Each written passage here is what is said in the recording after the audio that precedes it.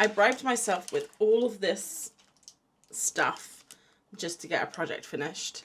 And we're going to look at it all today. I bribed myself with art supplies art haul. What a mouthful. I don't even remember buying this stuff. I think I must have blacked out at some point. But let's get into it and see everything I bought.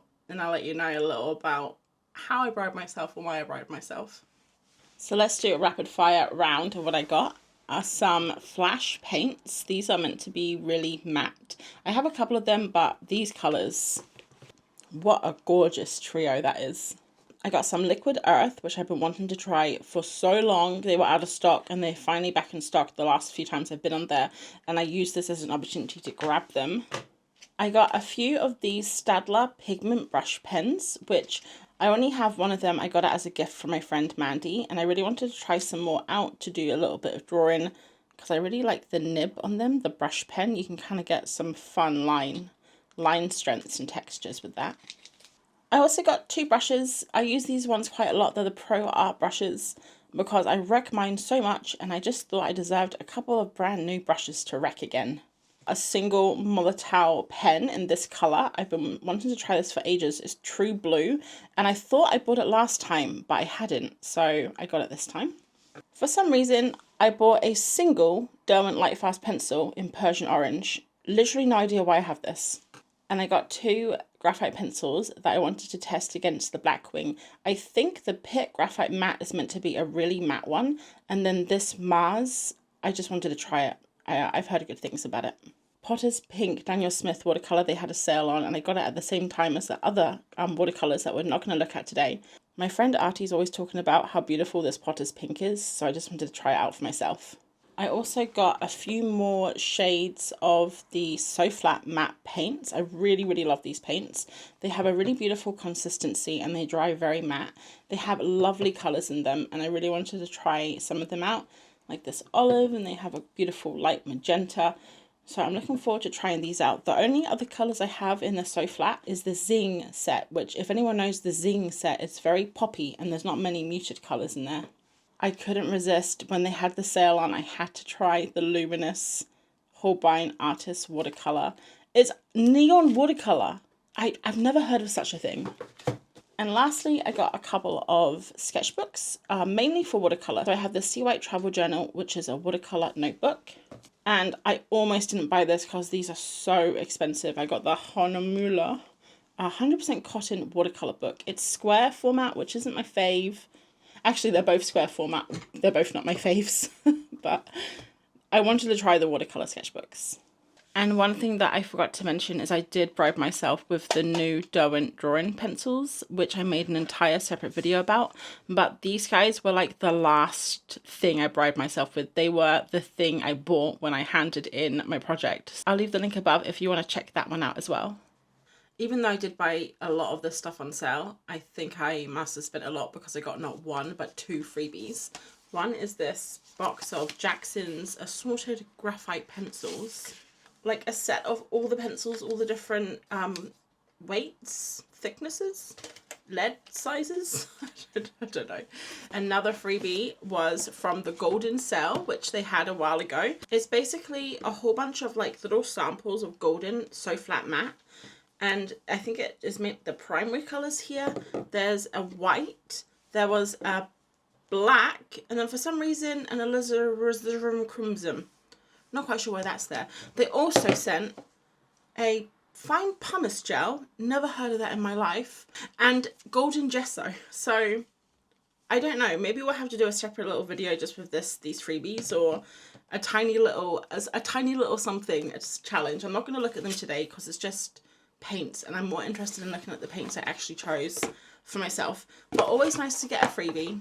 And then the last little thing we're not going to look at today is for a specific video I want to make, and it's some lovely watercolors. I don't work with watercolor a lot, but I think I kind of want to start experimenting with them a little bit because I've seen some really beautiful textures and some really lovely work from other people that use watercolors, especially urban sketching. So it kind of got me interested to try it a little bit more.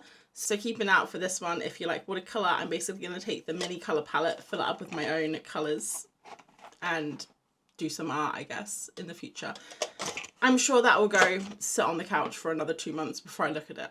Let's get on to the good stuff. All right, a nice blank page to do some swatching.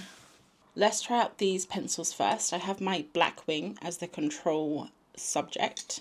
I love drawing with the Blackwing, but it is quite shiny, and I have heard other pencils are a little less matte. So we're going to test it out. Sometimes I don't even care if things are shiny. This is the Blackwing. I should probably write what they are, right? Okay, this one here is the Mars Lumograph. I don't know if it is meant to be matte. I've just heard it's really nice to draw with. It's really smooth. It does feel smooth. It's a 9B. This one is, I don't even know what Blackwing is, but this one definitely feels like it has a harder point there, when this one has a much fatter, softer point. And last one, we'll try the Pit Graphite. This one's meant to be, wow, that's so black. It doesn't even look graphite. This one's meant to be really matte, and I can tell it is already. It doesn't even look like graphite. It looks so dark. So let's do the shine test. Look at the Blackwing, so shiny. The Mars, also shiny, maybe not as much. And then the Pit, look at that. That's crazy. That's so good. The mattest of them all. Does it really matter? To some people it does. And I think I'm going to use this actually quite a lot. It's very, very dark. I do like it. Let's try this random Persian orange. You know, I think the reason I have this is because it was Artie's birthday a while ago, and I bought her this Persian orange as a present. So maybe I just wanted to test it out for myself to see if I liked it. Persian orange. Let's move on to these guys, the Staedtler Pigment Brush Pens. I've got so many muted colours. I've been really feeling a muted colour palette recently. I think it must just be that time of year. And Staedtler do have different types of pens. They have this, which is a brush pen, which as you can see has a very bendy nib. And it can make really fine lines, but then you can kind of use it like, I don't actually do this a lot. I kind of like a mono weight more than a like a brush pen. They're kind of fun to draw with, and they didn't have the other ones on Jackson's Art, so I got all of these from Jackson's, which I really like going to Jackson's just because I can collect the points, which I really like, and they do have a really nice blog and everything. Their website is a bit better since the upgrade, I guess. It's still quite slow though. But the other one that they had, I can't remember exactly the name of it. I think it was called like a marker pen or something. Let me know if anyone has that one, because it's almost like a Tombow. It doesn't have the brush. So I guess it just depends on preference, like what you enjoy. For me, this is nice. I'm going to think it's going to be interesting to draw with, but especially because you can get the different weights and stuff. But I don't know. I think I've just always preferred more of a monoline, which is when you just have one. Oh, this is different. Okay. A monoline is when you have one width of line. So it's like a felt tip pen, basically. Let's just try and do some shapes rather than lines, see how we get on. These colours are lovely though, but I always forget to say the colours. I get so excited. Okay, Dusty Rose, Delft Blue, Mauve, Hazy Blue, Olive Green. And I will leave everything in the description too. This one here is Dark Brown. Yeah, I've been, I went on a huge kind of like project a while ago where I spent ages. It was actually when I was going through a little bit of my like art block kind of period, and I went through all of my YouTube videos and I put all of my affiliate links on. It took me so long to do some of them. This one is Wine Red. It took me so long to do some of them, guys, because I went through and I had to listen or kind of scrub through every single one of my videos to find out what colours I use. Because I do get comments on a lot of my videos asking about the colours or saying they wish I had written the colours down, which I know I'm so bad at, but I'm trying to get better. So all of my videos now should have affiliate links on, including this one, which just helps out the channel a little bit more and doesn't cost you guys anything else. This one here is Warm Grey Medium, and this one is a little bit different. It's a chisel tip. I think I just bought one chisel tip to see if I liked it. So let's see, the chisel tip is flat like this, but I guess you could also get really thin lines, which is nice. And then to do a circle, it's kind of like a calligraphy pen. It actually doesn't really feel much different than just a normal felt tip. Maybe because it's not very thick, like it's actually quite a thin little nib. These are all the colors. Actually, this is such a nice color palette, like with the burgundy, the pinks, the blues, the gray. This would be a nice little color palette just on its own. Then we have one last dry material, this Mauve pen in True Blue. I need to give it a good old shake. And then let's start the process. I'll see you in an hour. There we go. Oh, look at this blue. Isn't that gorgeous? That is such a beautiful colour. I really love paint pens so much. I haven't been using them recently. I go through periods where I use them a lot. But I think I've just been a bit more into paint recently than paint pens themselves. But they're so good, especially when you're going out like doing plein air painting. And isn't that a lovely colour? The only thing you have to be a bit careful about is sometimes if these are a little bit too thick, it's hard to put materials over the top of them. But when this is dry, we'll do a little test with some pencils. And now we can move on to the wet materials. So I've got these. Oh, I thought these were huge tubes, but it turns out they're actually tiny. The tiniest tubes known to man. I always get my measurements wrong. I never know what a mil is, like how many mils is something. Let's see how these guys work. So these are liquid earth. It's like a liquid charcoal, liquid sanguine. One's liquid chalk and one's liquid umber. And they were out of stock on Jackson's for so long. I really wanted them. They were expensive, but I really wanted them. I was just so intrigued. Like, what is liquid charcoal? We're going to find out, I guess, together. So it comes out like quite thick, like a little pigment kind of deal. Pop it on like that. I don't know how you meant to use them. Is it like watercolor? I think what they're going to remind me of is the art graph stuff, you know, but a little bit more watercolory. I don't know, but very similar to art graph, the Taylor shapes. So that one was sanguine. I also want to try and mix them together as well, but we're going to look at all of them on their own first. Oh, you can't actually barely see that. Basically, I want to try, we're just doing like the initial colors right now, and then we're going to make an actual image. So we're going to try and use all these materials later.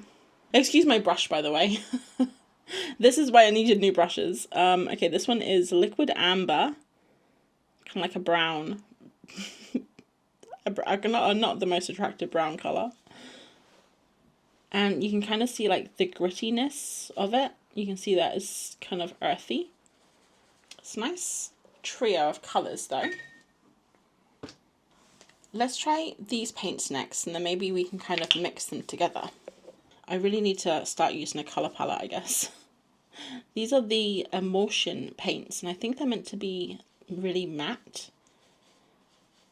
I don't know much about them. I have one of them, but I haven't bought them a lot because they're quite pricey. They were on sale. I think they were on sale. Kind of blends in really nicely, makes everything really dull. Isn't that a beautiful pink? Like, I'm not a huge pink fan. I like it better than purple, but that pink is really lovely. I think all these colours are really nice. Also, big tubes. What am I gonna, I think, are you meant to use this for furniture?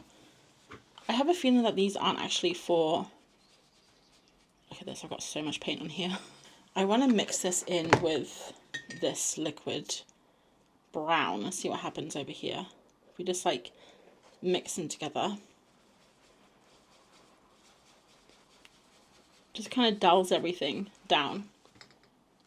That's actually quite a nice colour. It's not, I mean, I wouldn't paint my bedroom wall that colour, but for arty stuff, it's nice. I do love just randomly mixing colours. It's so relaxing, isn't it? Just get all of the greys, all of the dirty greys. So the pink is rose, the blue is blue cendre, and then the green is terre vert clair. this green is almost the same colour as the blue mixed in with that earthy colour. Look at that. We basically just made the same colour. Isn't that funny? They go really translucent too. Here, like when I mix it with a lot of water, it gets really translucent, which could have some nice effects. Let's mix a little bit of the chalk with a little bit of the pink. A little bit of pink, a little bit of chalk. Mixed together. Doesn't really do anything. Just kind of waters it down. This is actually a really nice colour palette too. Like all of these together, especially with maybe this brown and this white kind of mixed together. I don't think it's a traditional, in a traditional sense, you would use these colours together, but that's the fun of mixed media. You can do whatever you want. I have a single watercolour here. Potter's Pink. Have you guys used Potter's Pink? But I'm using the Pith paper, and for some reason, oh crikey, I've been finding the Pith paper, oh that was too much watercolour. I've been finding the Pith paper really absorbent, like it's just, I probably should have cracked out the watercolour book for this. Whoa, this pot of pink is a lot different than I thought it was going to be. I honestly thought it was going to be more like this baby pink up here. Speaking of baby pink, I wonder what happens when I mix these together. The problem is I always do this when I do art haul videos. I love mixing the materials together to see what they do. But the problem that I face afterwards, I can't remember what materials I used and like how they went well together. So I really need to figure out a way to like, you know, remember the materials that go together that I really like. I'm going to get a piece of watercolour paper, one sec. I got some De La Rowney watercolour paper. It's not the most expensive, but it'll do for this test. And I'll just pop a little bit there. I don't have a palette, sorry. I just have my fingers. I mean, I do have one, that just definitely isn't clean. Alright, let's see how this works. That's so much nicer. Look how much nicer it is to use actual watercolour paper. Yeah, this pot of pink is a lot different than I thought. And you know, they only had the 15mm, which is bigger than the 5mm. The normal ones they come in. I know that was probably stating the obvious day, but it's kind of like a lot of mils on a colour that you're not like a super fan of. I thought this was going to be a little pinker, but it's more kind of maroony. I'm sure it'll be nice though. What do I even use Potter's Pink for? Like getting into a world of watercolour. These are the questions I'm gonna have. Next, I want to look at these, the So Flat matte paints. So these are like an acrylic, matte acrylic, kind of like an acrylic gouache. Oh, look how beautiful that colour is. It's gorgeous. Okay, let's just try and use the lids so we're not wasting the paint on swatches. Wow, that's so pretty. What colour is this? Cerulean blue. Cerulean blue hue. Ultramarine blue. Kind of looks a lot like this blue here. We are coming into kind of colder months now, but we still get these blue skies. Cold winter morning blue skies. See, this actually does look a little bit warmer now for a winter sky when you put it against this. Maybe? I don't know. This is a cooler blue though, so maybe this is right. Like the air's cold, you know, the wind's cold, the sky's cold. Let's move to like this orangey colour, Mars Yellow Deep. I honestly don't know also why I picked the colours I did. It looks like you're going to have to shake these paints. Look, they're very kind of separated. I'm pretty sure these were on special as well. I just looked at my set and I guess I just picked the paints I liked. I think maybe I was missing some blues. Maybe I was feeling autumny. It was a few months ago though, so it would have been probably still summery. Tartan, I love Titan Mars Pale. I have it in a lot of different materials. I love an olive green. I said I wasn't a fan of pink, but I guess I am. Pink goes so nicely with a lot of colours. I love this colour a lot. It's a really great background colour, and to mix in with other colours. It's like this, for example. See how nice that is? It's not like a white, but it just makes everything like so creamy and warm. Oh, look how beautiful that is. Similar vibe as this, but more saturated and maybe a little bit more on the orangey side. This is like Barbie pink. And then last colour to round us off is olive. I love an olive green. Oh, I love olives as well, like the food. Matt and I went out for a meal the other night to like a Mexican restaurant. And they gave us free olives. Martin doesn't like olives, so I got to eat the whole bowl myself. But they were a mix of green olives and red olives, and I left all the red ones. And then when the waitress came to take our bowl, she said, "Are you finished?" And I said, "Oh yeah, I don't really like the red ones." And she said, "Me neither." So I didn't feel bad, because sometimes I feel bad for leaving them, but I'm not a huge fan. Do you guys like red olives? Let's see how this olive mixes in with a couple of other colours, like this blue. Oh, isn't that a lovely green? And then let's try this Titan Mars Pale down here. See, the Titan Mars Pale just goes with everything. It makes everything better. I just love it as a mixing colour. And I always say that I'm not like a big fan of mixing, but I guess I am sometimes. It just really depends on the circumstance. I love this. This whole palette is so beautiful. I think the blues kind of fight against each other a little bit, because one is so cold and vibrant and one is so like kind of warm. If I was going to take one of the blues out, I probably would take out this blue here, which is Ultramarine blue. But overall, I think all the colours go really nicely together. Another amazing colour palette. Oh, I think it was... Is there a job for coming up with colour palettes? Because honestly, can I apply to that? I've saved the best to last, I think. It's the Holbein Artist Watercolour. There's 12 of them in here. Some of them... I'll just use my paintbrush. Some of them, especially the purple range, not too excited for. But these guys up here, oh yeah, the greens, the yellows, the oranges. Oh, even this little pink down here at the end. We're going to have a lot of fun swatching them out, I hope. Wow, look how big these are. You know, I don't know why, but I thought they would be smaller, but they're kind of like the normal Holbein acrylic wash set range size. Now, I know what you guys are going to ask me, April. Do you really need another set of neons? Look, I'm not even going to answer that question. If you need to ask, you don't know me by now.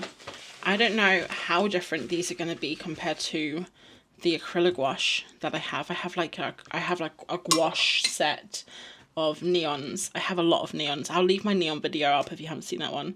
I don't know how different these are going to be. They are watercolor, so maybe they'll be a little bit more translucent. You can't scan it. You can't print it, which really sucks. I love it so much, but it's really detrimental to a lot of my artwork. This one's Luminous Red. I won't stop using it though, guys. I won't stop, can't stop.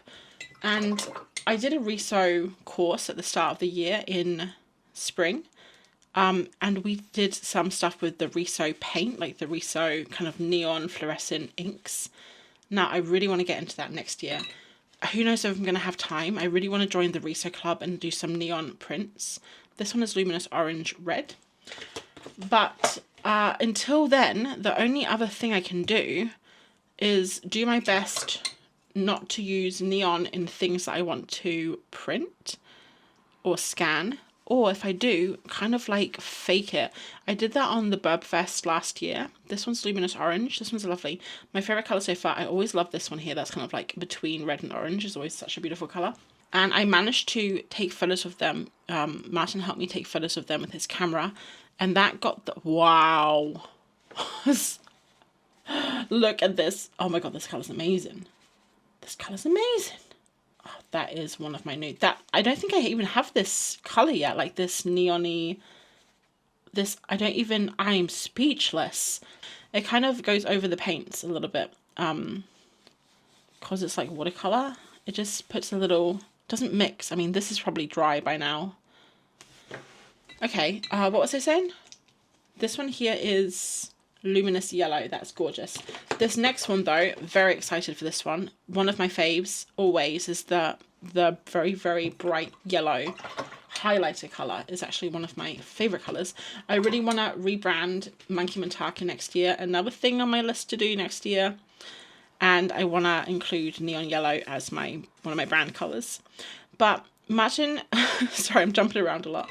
Martin took some photos of my Burb Fests and I managed to get the colours better than if I scanned it. If I scanned it, it loses all neon. Any fluorescent that were there basically doesn't even get seen by the scanner. So if you guys like using neon as well and you have a camera or a friend who has like a nice camera and can help you for an afternoon, definitely take photos of them because it's better. Luminous green. Of course, printers still don't print out neon colours. They haven't quite got that technology yet. Sad, I know. But until then, risograph, maybe sell my originals and use them sparingly in my sketchbook is all I can really do. So this is where I have the problem with the neon, is I love the reds, the orange, the yellows, the pinks. They're perfect. Even the green, fine. It's not my favourite, but I'll take it. But when you come onto blues, I'm just like, don't bother, guys, because they're not even neon. Like, that's not neon. It's just a bright blue. So now you're gonna hear a little bit of slander from me on the next few colours. This is luminous blue because we're moving into the purples now.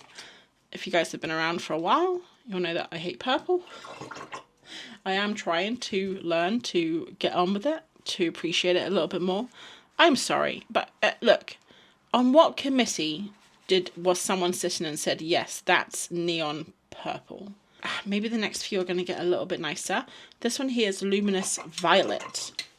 I think we should petition to get blues and purples out of neon sets because, I'm sorry, in what world is that neon? Next. This is the problem. They sold it as a set and I had to buy all of them to get the neon colours. But it's worth it, guys. I've bought a few neon sets now in the past. And yeah, sure, I do go through every single neon red and yellow and orange super fast. And then the blues and purples are just left behind, like crying in the corner. I don't care because maybe someone will want these. Maybe there's someone out there who just really loves luminous magenta. And maybe I can sell them. Like all of my sad blues and purples. Maybe there's like someone out there who has been pining for them.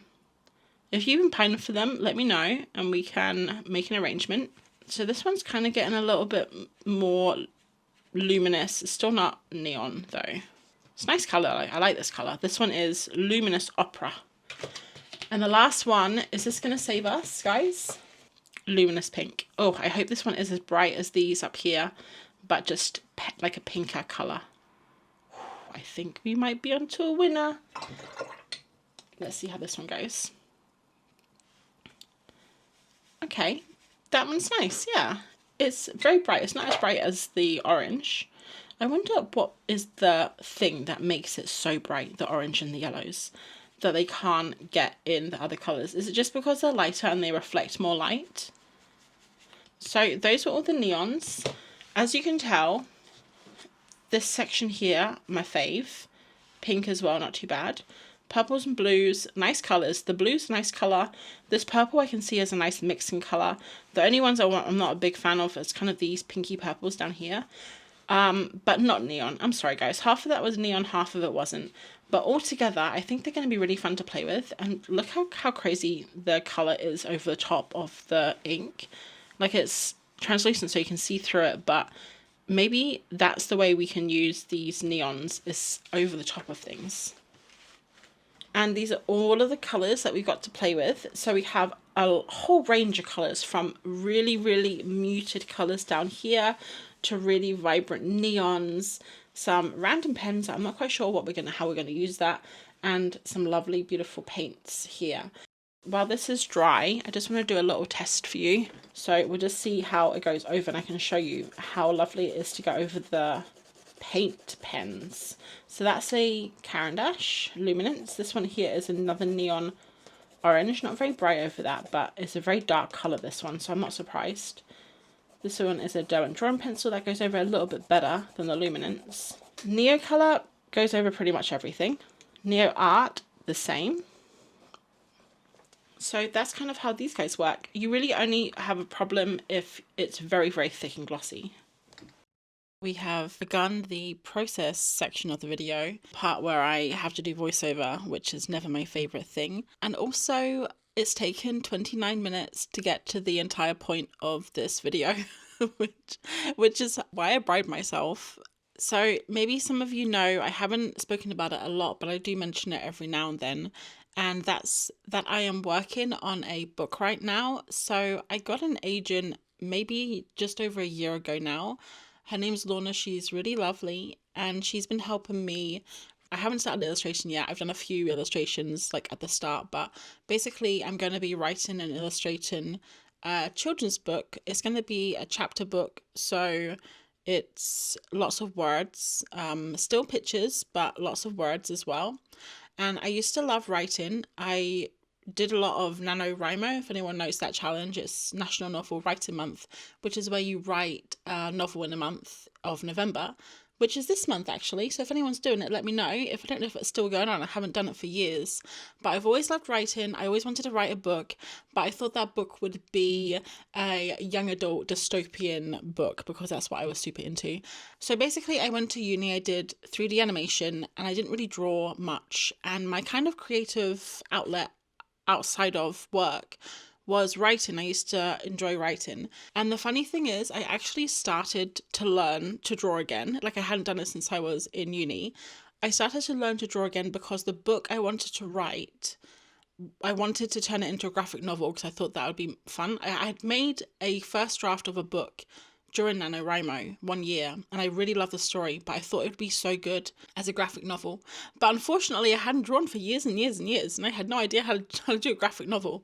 So I thought, I'll just take a few months, maybe a year or so. I'll learn how to draw, I'll get to drawing characters again, and then I can do my graphic novel. And let me tell you, within about 2 months, I have completely forgot why I was started drawing. I was just enjoying drawing and learning art again. So fast forward several years down the road, I got an agent, which was amazing. She approached me on Instagram, and she's really lovely. So we started working together, and she was asking me if I had any ideas. And one of the ideas I had linked back to that very first story I wrote that I wanted to turn into a graphic novel.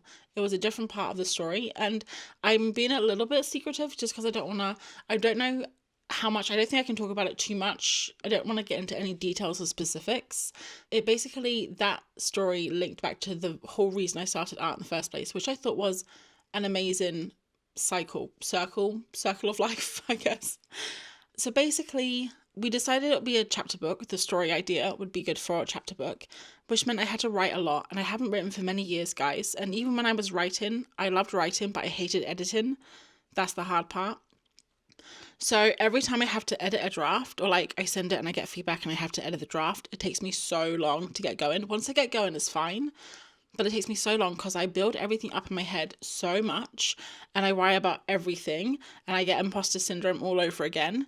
So this time I really procrastinated. Like, I didn't even have that much to do. It was a lot of thinking stuff, kind of polishing, thinking, character development, that kind of stuff. So I literally bribed myself. I did it on the draft before this one, and I did it on this one as well. So basically what I do, I sit down, I set a timer for like 30 minutes or 45 if I'm feeling generous, and I'll work, and then at the end of that, I will go on Jackson's Art and I'll add one thing to my basket. And this time I went a little bit crazy. I added a little bit more than expected because it wasn't even that I was working more, but instead of adding like one thing, like a pencil, I would add a pencil set. Or I would think, I can't just have one tube of paint. Surely I need to have 3 tubes of paint that go together. So that's how my basket grew. I used it as an excuse to buy many more materials, but also as a way to get my work done. And it did go well. It started getting faster, and I started getting into the flow. And at the end, I actually think I worked like 2 or 3 days without even adding anything to my basket because I was just enjoying the process, which is why at the end, I think I had that special present of the Derwent drawing pencils. They were my last present. And that's it, guys. So I don't know when I'm going to get my next draft. I don't know when I'm going to get my next amends or what I'm working on next. It's with my agent right now. But maybe there'll be another haul next year when I get back to working on my book again. That's how and why I bribed myself. And I didn't tell you anything about the process, but it was pretty explanatory. So let's get back into the past and see what April has to say. So I finished the page. It turned out very random. And I think lack of like colored pencils and neo colors and things like that was a bit tricky.